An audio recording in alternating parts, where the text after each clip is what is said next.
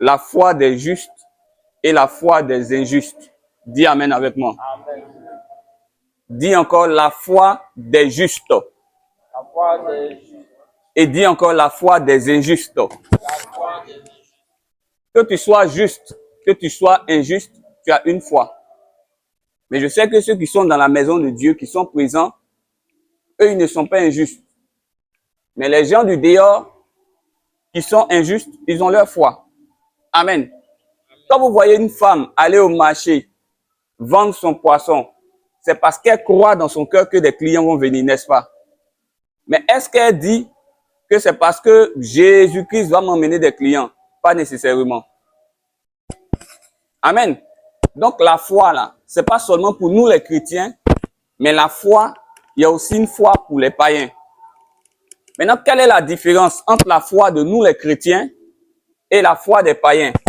Juste une petite parenthèse. On emploie très généralement le terme païen et chrétien, mais en fait, nous ne sommes pas des chrétiens. Le mot chrétien est dit pour la première fois dans la Bible par des païens. Ils étaient en train de passer ceux qui ressemblaient à Jésus-Christ. Et puis ils ont dit, voilà les chrétiens là. Et c'est ça qui est resté, on dit chrétien. Sinon, notre véritable identité, ou bien notre véritable identification, c'est enfant de Dieu. Amen. Et Dieu reconnaît ses enfants. Amen. Dieu sait qui est son fils, qui n'est pas son fils. Amen.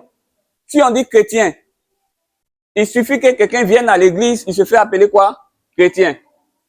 Si dit les chrétiens, toi tu as dit quoi? Si tu as dit qu'elle est chrétienne, tu vas dire quoi? Mais Dieu reconnaît ses enfants. Mais par abus, on utilise le terme chrétien. Ça ne dérange pas, ça ne gâte pas. Mais le véritable terme, c'est enfant de Dieu. Et Dieu veut que nous soyons ses enfants. Donc, il y a une foi qui est manifestée par les enfants de Dieu, mais il y a une foi qui est manifestée par ceux qui ne sont pas enfants de Dieu. Et nous allons lire la Bible dans le livre de Hébreux 10, le verset 37 au verset 38. Hébreux, chapitre 10, le verset 37 au verset 38. Je lis la parole de Dieu pour vous, mes frères et mes sœurs. Hébreux 10, le verset 37 au verset 38. La Bible dit, encore un peu de temps, celui qui doit venir viendra et il ne tardera pas. Et mon juste vivra par la foi, mais s'il se retire, mon âme ne prend pas plaisir en lui. Amen. Je reprends. Encore un peu de temps. Celui qui doit venir viendra et il ne tardera pas. Et mon juste vivra par la foi, mais s'il se retire, mon âme ne prend pas plaisir en lui. Amen. La Bible dit dans ce passage, mon juste vivra par la foi. La Bible n'a pas dit que mon juste, il va vivre par l'argent. La Bible n'a pas dit que mon juste, il va vivre par les relations. La Bible n'a pas dit que mon juste, il va vivre par son travail. La Bible n'a pas dit que mon juste, il va vivre par tout ce qu'il a comme nourriture. La Bible dit que le juste vivra par la foi. Ça veut dire que la substance de notre vie, en tant qu'enfant de Dieu, en tant que chrétien, elle est basée sur notre foi en Jésus-Christ.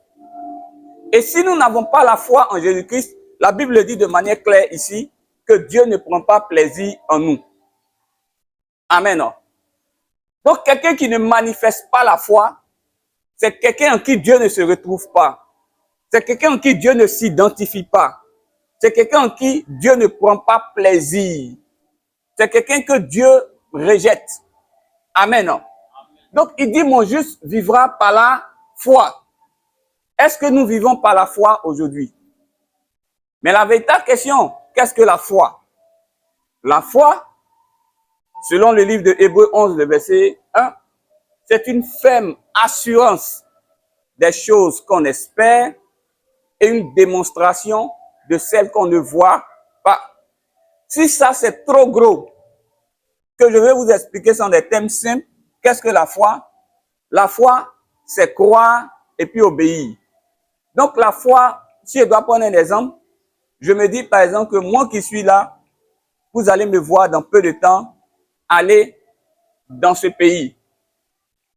J'ai dans ma tête aller dans ce pays et je crois dans mon cœur que je vais aller dans ce pays. Maintenant, quand je crois dans mon cœur que je vais aller dans ce pays, il y a une démonstration. Je dois déjà commencer à faire mon passeport, commencer à faire mon visa. Si je dis je crois que je vais aller dans ce pays, mais je suis à la maison, je n'ai pas une foi. Parce que j'ai une croix, parce que je crois à l'intérieur, mais je ne démontre pas. Amen. Donc la foi, c'est croire et puis marcher selon notre croyance. C'est croire et obéir à la parole de Dieu. Amen. Donc dans cette foi, il y a deux dimensions.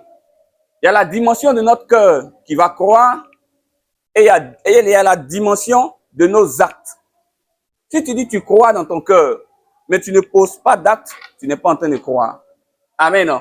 Si tu dis je crois dans mon cœur, mais tu restes dans ta position où tu ne fais rien, tu n'es pas en train de croire. Et la Bible dit, les personnes qui croient dans leur cœur, mais qui ne font rien, qui ne posent pas des actes, Dieu dit que ces personnes-là, Dieu ne prend pas plaisir en elles. Alléluia. Il prend plaisir en des personnes qui ont le cœur, mais aussi qui ont des actes. Mes frères et mes sœurs, laissez-moi vous dire que la foi, c'est pas la tête. La tête, elle raisonne. Dieu dit dans sa parole, la Vierge deviendra enceinte. C'est le cœur qui croit. La tête dit, comment une Vierge peut devenir enceinte? Ce n'est plus de la foi. On est dans une forme de raisonnement.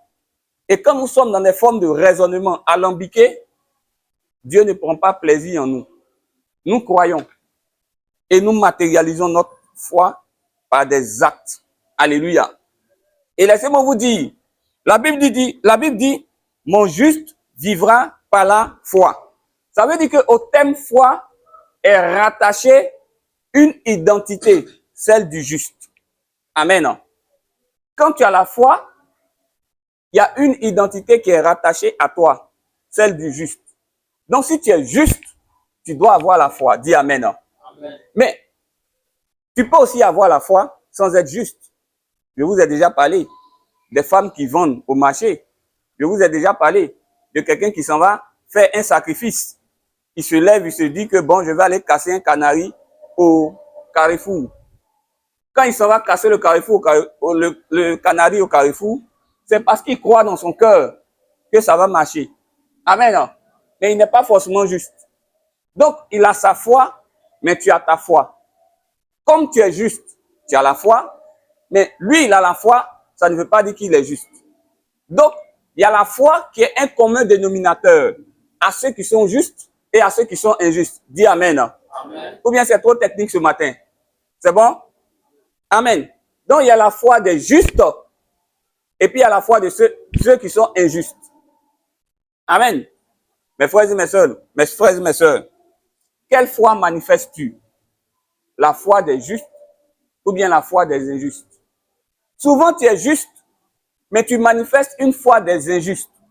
Et quand tu manifestes la foi des injustes, Dieu te regarde, Dieu dit, mon fils n'a rien compris. Souvent, tu es juste, mais ta foi que tu mets en exergue là, c'est pas une foi à la dimension de ce que Dieu attend de toi. Quand Dieu regarde, Dieu dit, mon fils là, qu'est-ce qu'il a comme problème? C'est pourquoi nous allons lire la parole de Dieu et je vais mettre en évidence deux types de personnes. Les personnes qui sont justes et les personnes qui sont injustes. Les injustes ont manifesté leur foi, les justes ont manifesté leur foi. Quelles sont les caractéristiques de la manifestation de la foi des justes et les caractéristiques de la manifestation de la foi des injustes? Nous allons lire la Bible dans le livre de Marc 7, le verset 24 au verset 30. Marc 7, le verset 24 au verset 30. Je vais le lire une seule fois, donc soyez attentionnés, chers frères et sœurs. Marc 7, le verset 24 au verset 30 nous dit quoi? La Bible nous dit, Jésus, étant parti de là, s'en alla dans le territoire de Tyr et de Sidon. Il entra dans une maison, désirant que personne ne le sache. Mais il ne put rester caché, car une femme dont la fille était possédée d'un esprit impur, entendit parler de Jésus et vint se jeter à ses pieds. Cette femme était grecque, syro-phénicienne d'origine. Elle le pria de chasser le démon hors de sa fille. Jésus lui dit, laisse d'abord les enfants se rassasier, car il n'est pas bien de prendre le pain des enfants et de le jeter aux petits chiens. Oui, Seigneur, lui répondit-elle, mais les petits chiens sous la table mangent les miettes des enfants. Alors, il lui dit, à cause de cette parole, va, le démon est sorti de ta fille. Verset 30. Et quand elle rentra dans sa maison, elle trouva l'enfant couché sur le lit, le démon étant sorti. Amen. C'est une histoire que la plupart de nous connaissons. Amen. La Bible dit qu'il y a une femme, elle était grecque. Et son origine, elle est syro-phénicienne. Donc, elle ne fait pas partie du peuple de Dieu. Et cette femme avait à la maison une fille qui était possédée d'un démon. Donc, elle voulait la délivrance de son enfant. Amen. Alors, elle court, elle s'en va se jeter aux pieds de Jésus-Christ. Elle se jette aux pieds de Jésus-Christ et puis elle dit au Seigneur Jésus-Christ, Seigneur, je t'en prie, viens guérir ma fille qui est malade. Elle est possédée d'un démon. Jésus la regarde et puis Jésus lui dit, mais femme, moi je ne suis pas venu pour vous, hein. Toi tu n'es pas chrétienne, tu es païenne. Moi je ne suis pas venu pour toi. Et Jésus va lui dire quelque chose qui est très dur. Jésus va lui dire, c'est quand les petits enfants, ils ont fini de se rassasier à table, que le reste qui tombe par terre, là, la nourriture qui reste par terre, c'est ça, les petits chiens viennent manger. Et la femme dit, oui Seigneur, j'ai compris ce que tu m'as dit en parabole. C'est vrai que moi, comme je ne suis pas enfant de Dieu, je ne suis pas de ton peuple, mes enfants sont comme des petits chiens, mais c'est pas grave, les petits chiens, quand ils sont à table, là, ils mangent aussi ce qui tombe. Donc, si tu veux, donne la nourriture, rassasie tes enfants à partir de la table, mais moi, mes enfants, si tu veux, le peu qui tombe là, il faut leur donner ça, même si ce sont des petits chiens. Le Seigneur Jésus-Christ l'a regardé et puis dit, ok, à cause de la parole que tu as donnée, qui m'a touché, va, ton enfant est guéri. Quand nous lisons la Bible dans le livre de Matthieu, là-bas, Dieu dit, femme, va, car ta foi a guéri ta fille. Amen. Donc, dans le livre de Matthieu, Dieu parle de la foi de la dame. Alléluia. Laissez-moi vous dire une chose. La femme a eu la foi. Mais cette femme n'était pas un enfant de Dieu. Mais regardez comment sa foi fonctionne.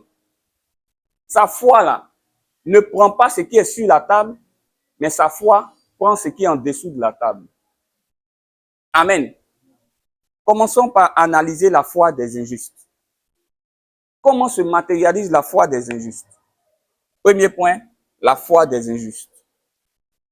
Quand nous lisons le verset 24 au verset 25, la Bible nous dit, Jésus étant parti de là, il entra dans une maison désirant que personne ne le sache, mais il n'a pas pu se cacher. Le verset 25 dit, car une femme dont la fille était possédée d'un esprit impur entendit parler de lui et vint se jeter à ses pieds. La foi injuste, premier point. La foi injuste, c'est une foi qui cherche aussi Dieu. Parce que la Bible dit que Jésus-Christ était caché. Mais cette femme-là, elle avait un problème. Elle était aussi partie chercher Dieu. Amen. Mais la foi injuste cherche Dieu. Mais sa manière de chercher Dieu, ce n'est pas par rapport au salut, mais c'est par rapport à résoudre un problème. La foi injuste, quand tu la vois, une personne qui est dans une forme d'injustice, manifester cette foi, vous allez voir cette personne chercher Dieu. Mais elle ne cherche pas Dieu pour son salut personnel, elle cherche Dieu parce qu'elle a un problème, elle veut que Dieu la sorte de ce problème. Amen. C'est pourquoi vous voyez cette femme, quand elle est venue, elle s'est jetée aux pieds de Jésus-Christ. Elle a commencé à le supplier. Dans toutes nos assemblées, vous allez voir aujourd'hui, tout le monde va supplier Dieu. Tout le monde va chercher Dieu. Je m'en vais à l'église, je m'en vais chercher Dieu, je m'en vais supplier Dieu. Mais souvent, quand on s'en va supplier Dieu, quand on s'en va chercher Dieu, souvent, nous-mêmes, on sait que c'est de manière momentanée.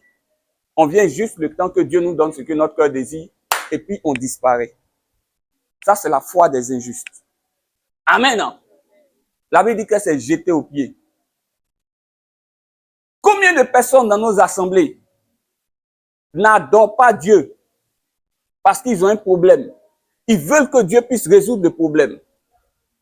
Comme cette femme, elle n'était pas enfant de Dieu, mais elle voulait que ce soit sa solution. Elle voulait une solution à son problème. Elle était prête à tout, le temps que son problème soit résolu. Elle avait une foi, mais sa foi n'était pas pure.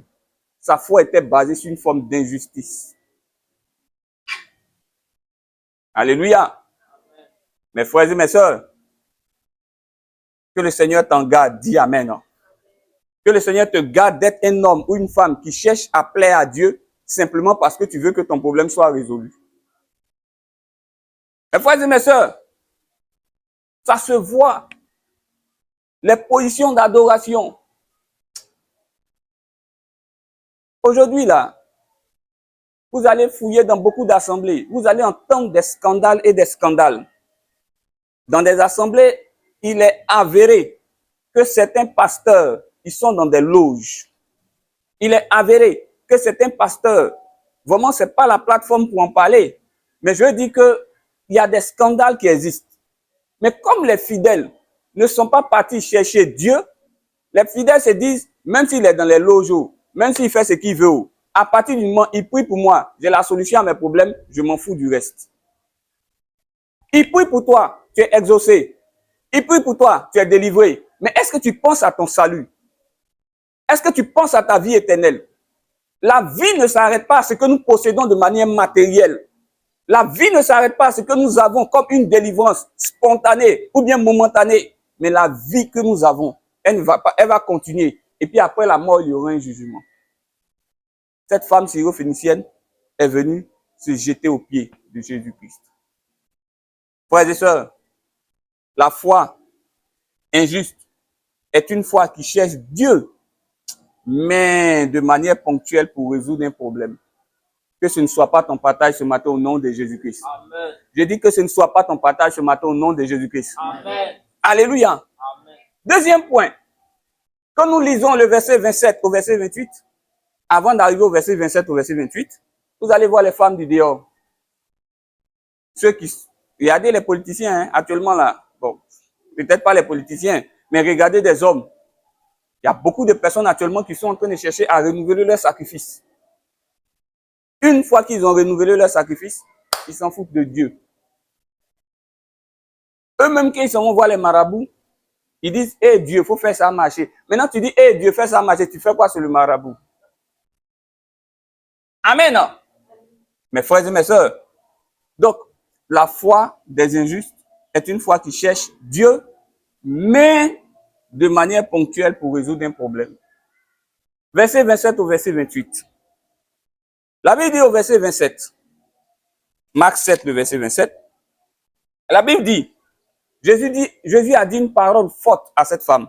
Il dit, laisse d'abord les enfants se rassasier, car il n'est pas bien de prendre le pain des enfants et de le jeter aux petits chiens.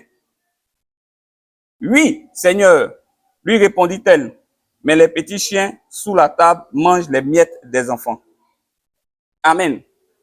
La foi des injustes, c'est une foi qui se limite à voir, excusez-moi du terme, les miettes de la table.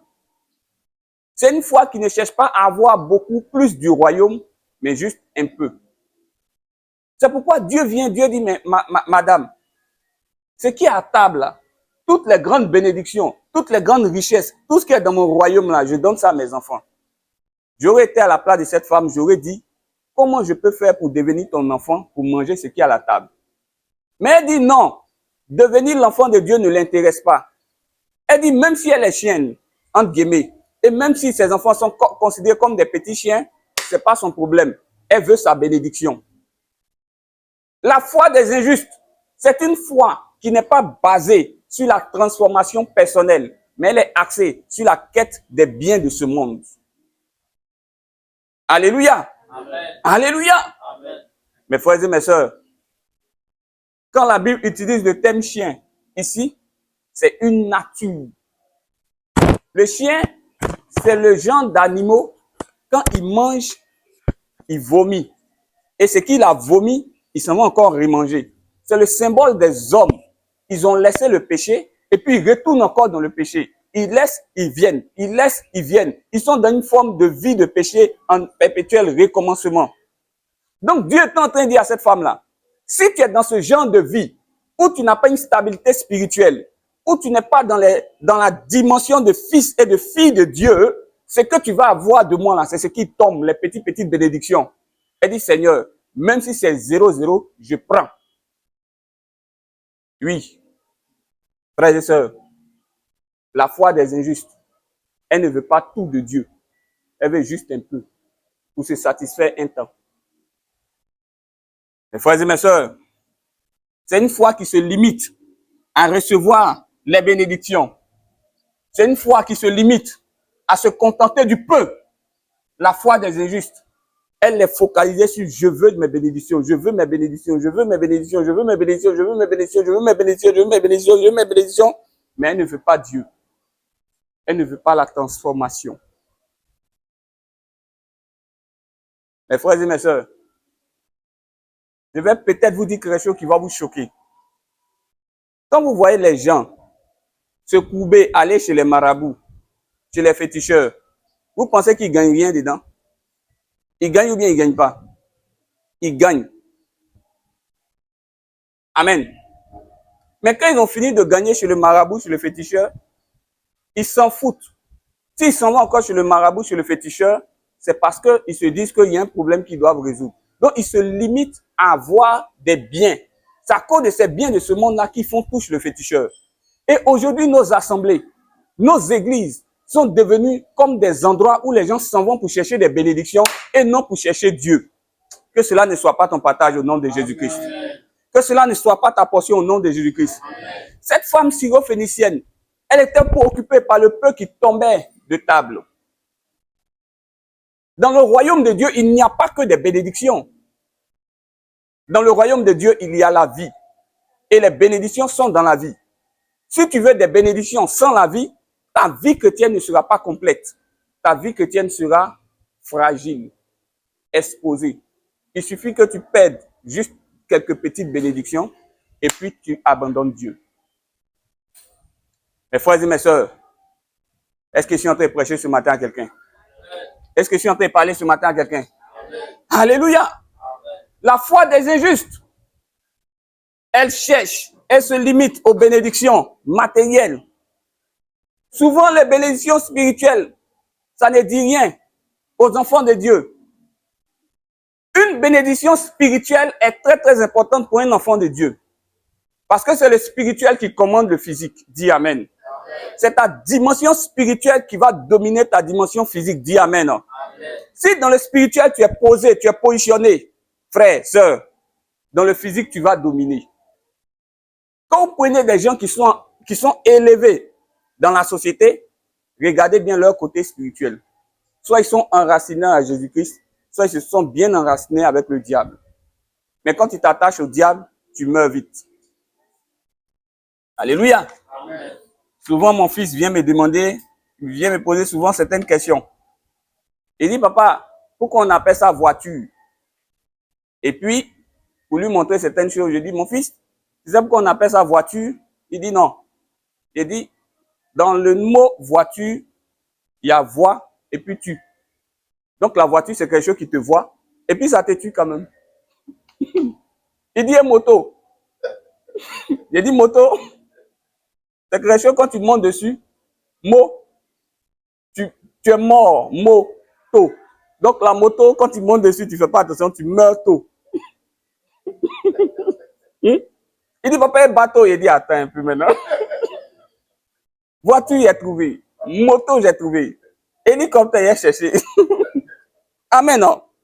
Donc, mes frères et mes sœurs, je vous assure, dans la présence de Dieu, il y a plus que ce que vous voyez de matériel de béni. Les gens pensent que la bénédiction, c'est se promener avec toute forme de luxe. C'est pas ça la bénédiction. Mes frères et mes sœurs, j'ai parcouru, je suis allé sur les Champs-Élysées en France. Tous les Champs-Élysées que vous voyez à gauche et à droite, ce sont les magasins de luxe qui sont là. Les magasins de luxe. Ce qu'on dit magasin de luxe là, c'est ça qui est là-bas. Parce que pour louer magasin, c'est pas, on loue pas magasin là-bas comme on loue magasin à Djamil. Même à Cocody, c'est pas ça. Même au plateau, c'est pas ça. Tout est magasin de luxe. Et puis tu arrives là-bas, à 8h du matin, voilà le rang qui est là. Et puis tu te demandes, monsieur, ils enlèvent l'argent où? Et puis tu passes, et puis il y a une parole qui te dit, vanité des vanités, tout est vanité. Tu as porté un sac de 10 millions, et puis après. Tu as roulé dans une voiture de 100 milliards, et puis après. Tu as porté des bijoux en or. Tout ce que toi tu fais là, c'est cher, et puis après. Si c'est l'objectif de ta vie chrétienne, c'est pas un objectif. Cette femme syro-phénicienne, elle avait la foi, mais cette foi-là se contentait du peu qui tombait de la table. Que ce ne soit pas ta portion au nom de Jésus-Christ. Que ce ne soit pas ta part au nom de Jésus-Christ. Frères et sœurs, quand nous prenons le verset 29 au verset 30, la Bible dit que Jésus-Christ lui a dit, alors à cause de cette parole, le démon est sorti. Jésus-Christ lui dit, à cause de cette parole, le démon est sorti de ta fille. Et quand elle rentra dans sa maison, elle trouva l'enfant couché sur le lit, le démon étant sorti. La Bible, c'est le livre le plus honnête. Quand David commet l'adultère, la Bible dit que David a commis l'adultère. Quand Salomon a eu 1000 femmes, la Bible dit qu'il a eu 1000 femmes. La Bible ne raconte pas des choses qui ne sont pas vraies.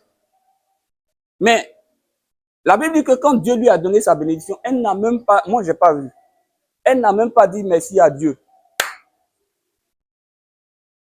La foi des injustes, c'est une foi qui ne pousse pas à s'attacher à Dieu.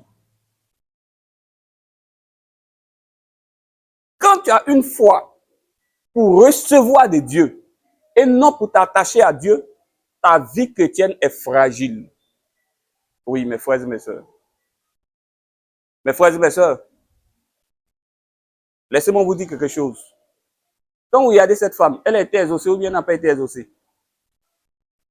Elle a été exaucée par qui? Par Dieu. Ça veut dire que tous ceux qui sont exaucés par Dieu, là, même si tu es exaucé par Dieu, ça ne veut pas dire que Dieu, là, il prend plaisir à ta vie. Donc, si c'est l'exaucement que tu regardes, sur lequel tu vas baser ta vie chrétienne, tu peux te tromper. Oui. Je connais un monsieur, son travail, il était un hacker. Et puis, il avait plein de codes. Et puis, il envoie ses petits hackers pour aller voler les cartes. Si jamais ta carte tombe dans sa main, en 30 secondes maximum, il te décode ça. Parce qu'il a un appareil qui fait sortir toutes les combinaisons de codes. Il dit, voyez le code du gars, il s'en va au guichet, il en est tout ton argent, et puis il jette ta carte. En moins, c'est-à-dire que dès que la carte tombe dans sa main, il connaît ton code. Et puis un jour, il était en train de faire ça, un petit a eu une carte, mais le petit, son cœur était en train de lui dire que ce qu'il fait là n'est pas bon. Et puis il vient voir le vieux père, il dit, le vieux là, il dit, mais tonton, je sais que ce qu'on fait là, c'est pas bon. Mon cœur n'est pas dans la paix. Il dit, mais mon petit, faut pas avoir peur. Dieu sait ce qu'on fait. Il nous a déjà pardonné. Dieu savait que j'allais tomber, donc il m'a déjà pardonné. Donc, faut pas t'inquiéter.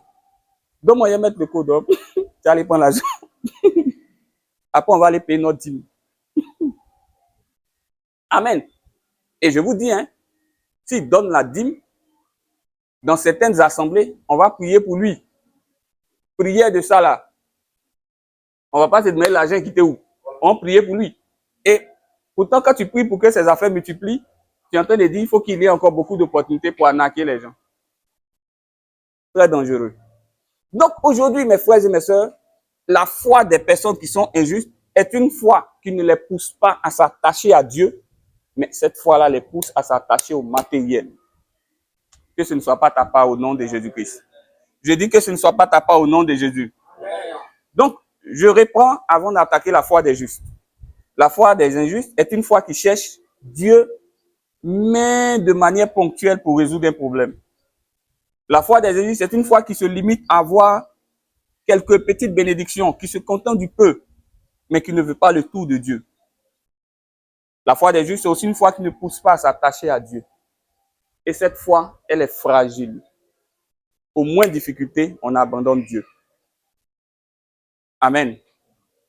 C'est pourquoi ta foi doit être fondée sur Jésus-Christ. Maintenant, nous allons regarder la foi des justes. Tu veux la foi des injustes ou bien tu veux la foi des justes? La foi des justes. Amen. Comment la foi des justes se matérialise? Quand nous lisons la Bible, Dieu identifie ici les justes comme étant ses enfants. Prenons le verset 27. La Bible dit au verset 27, bon, allons-y au verset 26 et puis verset 27. Cette femme était grecque, syro-phénicienne d'origine. Elle le pria de chasser le démon hors de sa fille. Jésus lui dit, laisse d'abord les enfants se rassasier, car il n'est pas bien de prendre le pain des enfants et de le jeter aux petits chiens. Amen.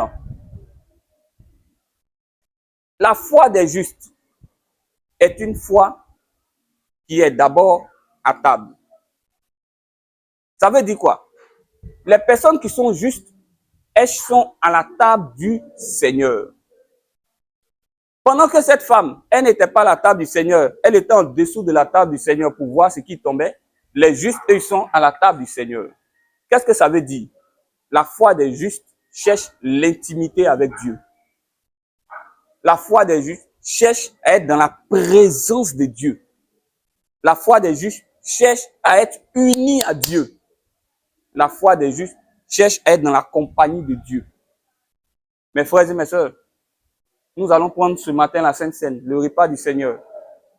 La table du Seigneur est déjà prête. Il dit, quand vous faites ça, quand vous prenez la Sainte Seine, vous vous souvenez de moi, vous vous rappelez, faites ceci toujours en mémoire de moi. Participer à la table du Seigneur, c'est rentrer dans l'intimité avec Dieu. La foi du juste, c'est une foi qui cherche à être intime à Dieu. Mes frères et mes sœurs, ma vie ne dépend pas de ce que Dieu me donne. Dans mes prières, si Dieu me donne beaucoup, alléluia. S'il ne m'a pas donné, gloire à Dieu. L'essentiel, tout ce qu'il a fait à la croix pour moi, je ne veux rien d'autre que être avec lui. Que sert-il un homme de gagner le monde entier s'il perd son âme? La foi des justes, elle cherche l'intimité avec Dieu. Comment tu peux trouver l'intimité avec Dieu? Dans la méditation de la parole, dans la prière, dans la louange. C'est ça, la foi des justes. Ces enfants ont été à table avec leur Dieu. Deuxièmement, la foi des justes. La Bible dit au verset 27 toujours que laisse d'abord les enfants de Dieu se rassasier. Dis avec moi, je dois être rassasié. La foi des justes ne cherche pas ce qui tombe de la table, mais la foi des justes cherche à être rassasié à table. Vous savez ce que ça veut dire spirituellement? C'est-à-dire qu'elle cherche à être comblée par Dieu. Pour être comblé par Dieu, ce n'est pas tout ce que Dieu nous donne. Pour être comblé par Dieu, c'est d'abord avoir la présence de Dieu. Tu peux être là, tu te dis que non, Seigneur, c'est si j'ai une voiture que je serai comblé par Dieu. Et puis Dieu va dire non. Moi, je vais te combler en te donnant un enfant. Peut-être que tu es là et puis tu dis non, Seigneur, moi, c'est un mariage que je veux. Moi, je veux un mariage. Tout ce que tu me donnes, je prends. Il dit non, ce n'est pas un mariage pour toi. Pour toi, quand je te vois, pour te rendre heureux, c'est de t'envoyer à l'extérieur du pays. Donc, un enfant de Dieu, il cherche à être comblé par Dieu. Il cherche la volonté de Dieu. Et la foi des justes, c'est une foi qui cherche à être comblée par Dieu. Avoir le meilleur de Dieu. Avoir la volonté de Dieu. Avoir le meilleur qui est sur sa table. À ne pas trier pour dire, Seigneur, si tu laisses ça là tomber, je prends. Il faut que nous cherchions à être comblés par Dieu. Être comblé par Dieu, c'est tout avoir avec Dieu. Dans ma vie chrétienne, dans ta vie chrétienne, tu ne dois pas chercher uniquement les bénédictions. Tu dois chercher Dieu. Tu dois chercher le salut des autres. Tu dois chercher la paix des autres. Tu dois chercher la paix pour ton pays. C'est un tout que Dieu te donne. Mais ce tout-là, il est réservé à ceux qui sont à table avec lui. Ceux qui sont dans son intimité. Mais si nous laissons la table du Seigneur et que nous disons, nous voulons vivre notre vie chrétienne comme on veut, et puis le peu qui tombe de table, on va le prendre, on aura ce qu'on veut, mais devant Dieu, ça ne sera pas bien. C'est une table, c'est une foi qui cherche le tout de Dieu, qui cherche à être comblé par Dieu. Oh, mes frères et mes sœurs, je dis toujours à ma famille, chaque fois que nous avons l'opportunité de nous retrouver dans la prière, je dis toujours à ma famille que les moments les plus importants de la journée, ce sont les moments où on se retrouve dans la présence de Dieu. Les moments les plus importants, là, ce n'est pas où on touche l'argent, c'est où on se trouve dans la présence de Dieu. Et je dis à ma famille que l'endroit le plus sécurisé au monde, là, ce n'est pas dans le bunker de Gbagbo. Gbagbo était dans son bunker, les gens sont partis le chercher là-bas, le président Laurent Gbagbo. Les présidents qui sont les plus sécurisés, regardez certains pays, comme l'Iran, leur bouclier de protection, leurs leaders, ils ont été atteints. L'endroit le plus protégé, le plus sûr au monde, c'est dans la présence de Dieu. Quand tu es constamment dans la présence de Dieu, les gens peuvent faire ce qu'ils veulent contre toi, ça ne va jamais marcher. Au lieu d'avoir une partie de Dieu, je veux avoir tout de Dieu, sa présence, sa grâce. Et quand tu es dans la présence de Dieu, tu ne sens pas le temps passer. Quand tu es dans la présence de Dieu, tes soucis là, ça disparaît. C'est là, hein. Mais le poids des soucis là, tu ne le sens plus parce qu'il y a quelqu'un qui est plus fort que toi qui porte ce poids, il s'appelle Jésus-Christ. Amen. Dans la présence de Dieu, tu te sens léger. Moi, je veux la présence de Dieu. Être à la table du Seigneur, être comblé par sa présence. Alléluia. Et la foi du juste. Je vous ai dit que c'est une foi qui cherche à être à la table du Seigneur. C'est une foi qui cherche à être rassasiée, c'est-à-dire comblée par Dieu. Mais c'est une foi aussi qui est prête au sacrifice. Oui. Quand nous prenons nos Bibles dans le livre de Hébreux 11, le verset 35 au verset 38. Hébreux 11, le verset 35 au verset 38. Je lis la parole de Dieu pour vous, mes frères et mes sœurs, pour vous et pour moi. La Bible dit, des femmes recouvraient leur mort par la résurrection. D'autres furent livrés au tourment et n'acceptaient point de délivrance, afin d'obtenir une meilleure résurrection. D'autres subirent des moqueries et le fouet, les chaînes et la prison. Ils furent lapidés, sciés, torturés. Ils moururent tués par l'épée. Ils allaient ça et là, vêtus de peau de brebis et de peau de chèvre, dénués de tout, persécutés, maltraités, eux dont le monde n'était pas digne, errant dans le désert et les montagnes, dans les cavernes et les andes de la terre. Le verset 39 nous dit, tout cela à la foi desquels il a été rendu témoignage, n'ont pas obtenu ce qui leur était promis. Verset 40, Dieu ayant vu quelque chose de meilleur pour nous, afin qu'ils ne parviennent pas sans nous à la perfection. La Bible dit qu'à cause de leur foi, ils ont été sciés. À cause de leur foi, ils ont été lapidés. À cause de leur foi, ils ont été persécutés. À cause de leur foi, ils allaient ça et là. Ça, c'est la foi des justes. Cette foi des justes-là, elle t'emmène à t'attacher à Dieu. Elle t'emmène à être dans l'intimité de Dieu. Elle t'emmène à être comblé par la présence de Dieu. Elle t'emmène à faire des sacrifices pour Dieu. Aujourd'hui, beaucoup d'enfants de Dieu, personne n'est prêt à faire des sacrifices. On pense que la vie chrétienne, c'est seulement tout ce qui est doux, tout ce qui est bon. Comme je connais un monsieur, lui, quand c'est bon, il dit c'est pour lui. Quand c'est pas bon, il dit c'est pas lui. Tout ce qui est bon là, c'est pour lui. Quand c'est pas bon, ce sont les autres. C'est pas la vie chrétienne. Dans ta foi, tu dois aussi accepter qu'on se moque de toi. Oui. À cause de ta foi, tu dois aussi accepter qu'on te lapide. À cause de ta foi, tu dois aussi accepter d'être persécuté. Mais combien sont prêts à faire ce sacrifice? Un pasteur un jour était en train de prêcher sur la foi.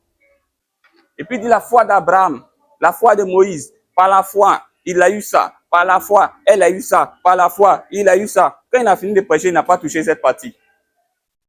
Et puis il y a un fidèle qui est venu pour dire, mais pasteur, et la partie de la foi où la Bible dit que par la foi, ils ont été tués, torturés, humiliés là. Pourquoi tu n'as pas parlé de ça?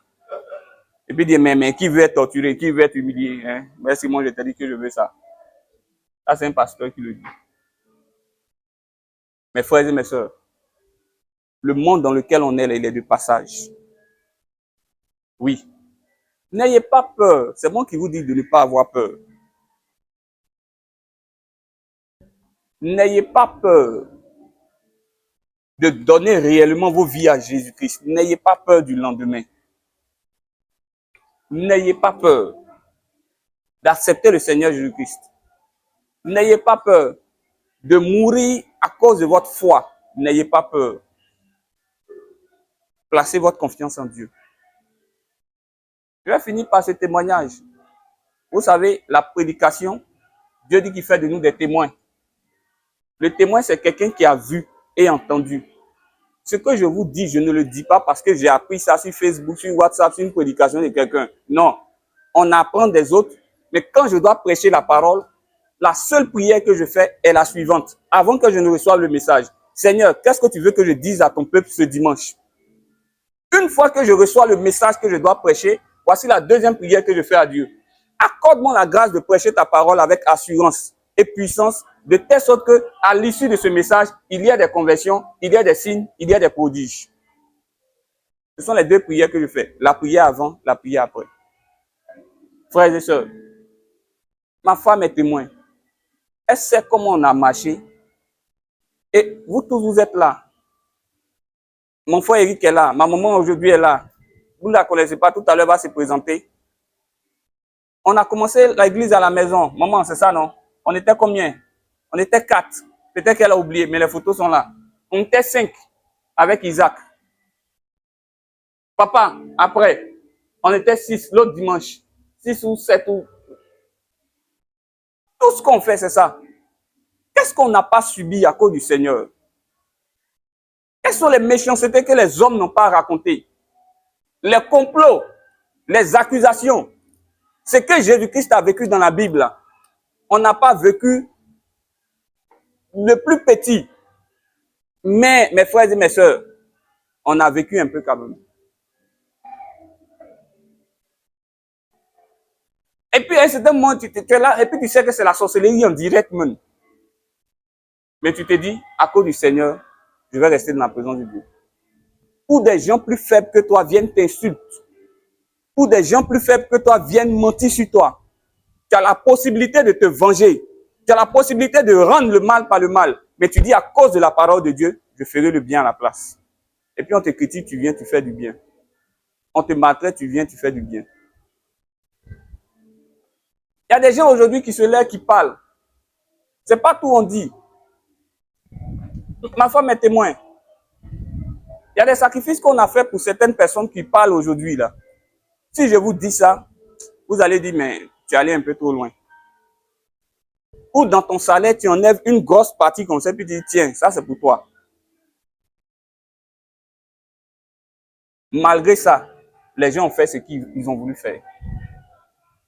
Donc, votre vie chrétienne là, elle sera solide. Une fois que vous allez vous attacher véritablement à Jésus-Christ, vous n'allez pas avoir peur de quelque chose.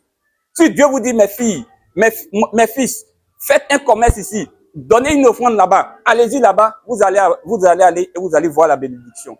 Oui. Dans tous les endroits où je passe, les gens pensent que j'ai un médicament. Je n'ai pas de médicament. Mon secret là, je me suis attaché à Dieu, je me suis consacré à Dieu. Je peux voir qu'il y a un danger qui vient là. Quand je vois qu'il y a un danger, je quitte là-bas. Quand je vois que, attention, la soeur qui est là, elle m'invite trop à manger dans son restaurant. Hein. Je dis, ok, bon, toi, c'est fini, je ne mange plus dans ton restaurant. Pour éviter de tomber dans le piège. Ce n'est pas par ma force. Ce n'est pas par mon intelligence. C'est par le Saint-Esprit.